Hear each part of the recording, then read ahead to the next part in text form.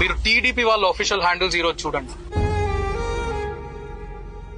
వాళ్ళ spokes persons ఏం మాట్లాడుతున్నారో చూడండి. నిజంగా ఒకవేళ అమ్మాయి చనిపోయి ఉంటే ఏమో, చనిపోయిందో లేదో నాకు ఇంకా కన్ఫర్మేషన్ లేదు. ఎక్కడ కూడా మేము బాధపడుతున్నాము గీతాంజలి గారు అని ఒక మహిళ చనిపోయినందుకు మేము బాధపడుతున్నామని ఒక్కరూ చెప్పడం లేదు. ఇది కూడా వైఎస్ఆర్సీపీ చేసే రాజకీయం అంట. అసలు గీతాంజలి అన్న మహిళ చనిపోలేదంట, యాక్సిడెంట్ కేసుని మనం సూసైడ్ అని చెప్తున్నామంట. ఇక్కడ అన్న ఉన్నారు, వాళ్ళ భర్త, ఆయనంతకాయన ఇలాంటి టైంలో ఆయన వాళ్ళ గురించి స్వతంత్రంగా చెప్పినందుకు ఈ ట్రోల్ ఇలా చూసింది. నాకు కూడా చెప్పుకోలేనంత మెసేజ్లు చదివింది. నేను అప్పటికి రెండే చూశాను. రెండు చూస్తేనే నాకు మనసుకి బాధేసింది.